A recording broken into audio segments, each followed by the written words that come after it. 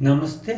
स्वागत है आप लोगों को दी हम्बल ट्रेडर यूट्यूब चैनल में। इस वीडियो में एमएसटी ब्लॉकचेन के बारे में और एमएसटीसी कॉइन का पर्पस क्या है, यूज केस क्या है या उद्देश्य क्या है, इसके बारे में जानेंगे। इस विश्व में जो भी देश है, हर एक देश के पास एक सेंट्रल बैंक रहता है और एक करेंसी रहता है। जैसा इंडिया में रिजर्व बैंक ऑफ इंडिया है और वो जो करेंसी है इंडियन रुपीस है।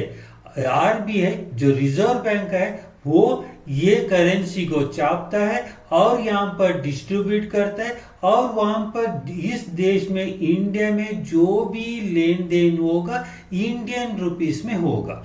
ऐसे ही हर एक सक्सेसफुल देश के साथ एक सेंट्रल बैंक रहता है जो इस करेंसी को छापता है या मैनेज करता है और वहां पर एक करेंसी रहता है, उसी में ट्रांजैक्शन होते रहता है। तो ऐसे ही हर एक ब्लॉकचेन में वो लेयर 0 ब्लॉकचेन हो, लेयर 1, लेयर 2 या स्केल अप हो या पैरेलल लेयर, कोई भी लेयर का ब्लॉकचेन हो, एक ब्लॉकचेन है तो उसको अपना एक क्रिप्टो करेंसी रहना जरूरी है। उस क्रिप्टो करेंसी को पेमेंट क्रिप्टो करेंसी बोलते हैं या नेटिव कॉइन करके बोलते हैं। यहाँ पर ये समझना जरूरी है कि जो भी ब्लॉकचेन है वो जो इंडिया का इंडियन रुपीस हो या कोई भी डॉलर हो, कोई भी फ्लैट करेंसी है, उसको पढ़ नहीं सकता, उसमें ट्रांजैक्ट नहीं कर सकता है। जो भी आप बिटकॉइन का कॉइन का सिंबल देखते हैं, इथेरियम का, सोलाना का या एमएसटी ब्लॉकचेन का ये कॉइन का सिंबल जो दिखता है ये सिर्फ सिंबल है, सिंबॉलिक है।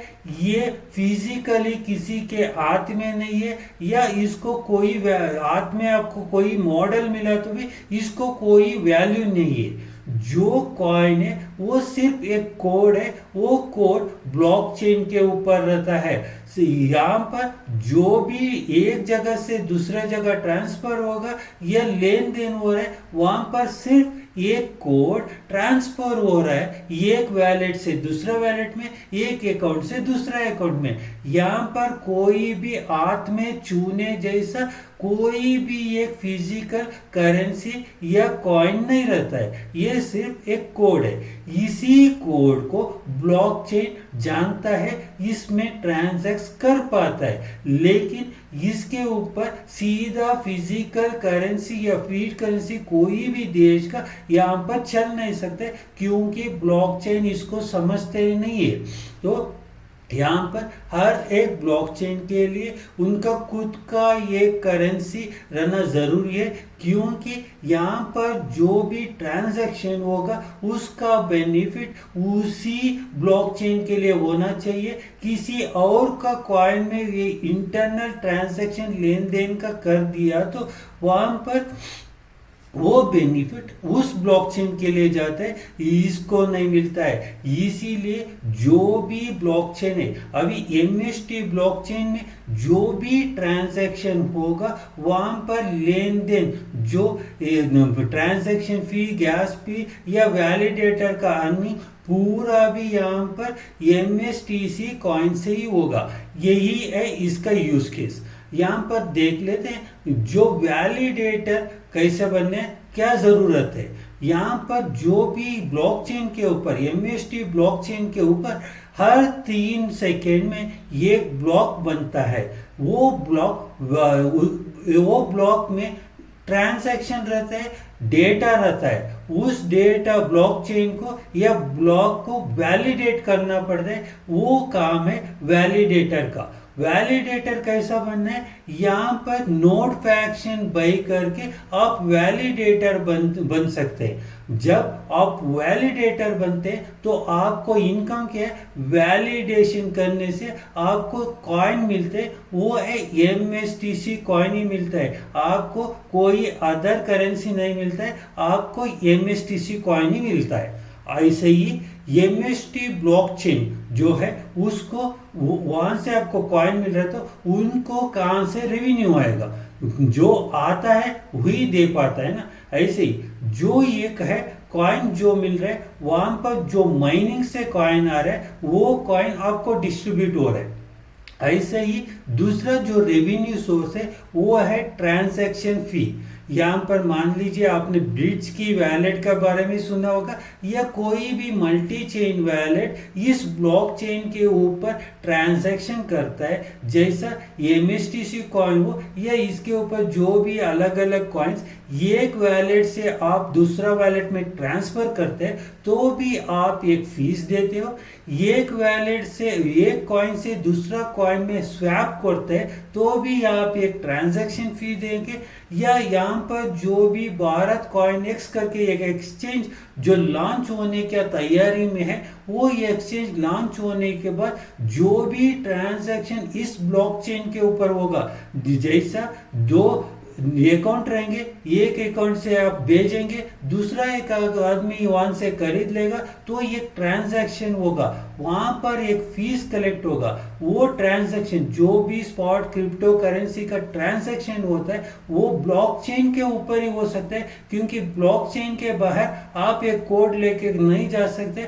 ये कोड एक वैलेट से दूसरा वैलेट में ट्रांसफर होगा, वही है कॉइन जो क्रिप्टो करेंसी। वो क्रिप्टो करेंसी ट्रांसफर होगा या आप भेजेंगे, वो करेंगे दिले, वहां पर एक ट्रांजैक्शन हुआ, वहां पर भी फीस कलेक्ट होगा। ये सब और जो डी एप्स बनेंगे, गेमिंग एप्स बनेंगे या अलग अलग नॉन क्रिप्टो एप्लीकेशन भी रहेंगे, वहां पर भी डेटा ट्रांसफर होता रहेगा, वहां पर भी ट्रांजैक्शन फी लगेगा।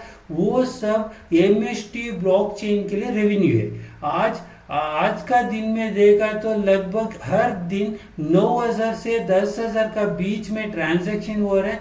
ये बहुत कम ट्रांजैक्शन है, क्योंकि अभी शुरुआत में है। अभी तक वैलेट जो ब्रिज की वैलेट है वो लॉन्च नहीं हुआ, यहाँ पर एक्सचेंज लॉन्च नहीं हुआ, और यहाँ पर जो एमएसटी कॉइन भी लॉन्च नहीं हुआ।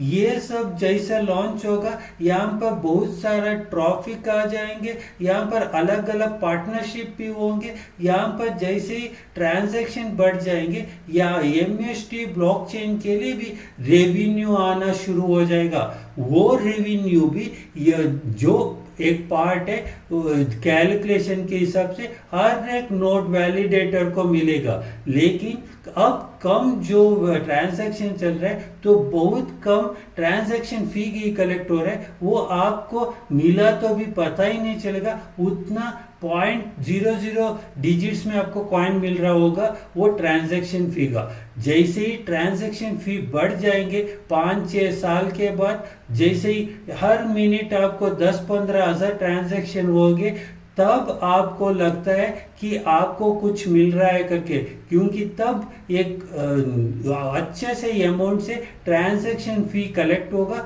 उस ट्रांजैक्शन फी को डिस्ट्रीब्यूट हो गए तो आपको मिलने का पता चलता है। तो वैलिडेटर को दो तरफ से आपको ट्रांजैक्शन फी और जो माइनिंग के तरफ से दो जगह से आपको एमएसटी कॉइन मिलेंगे।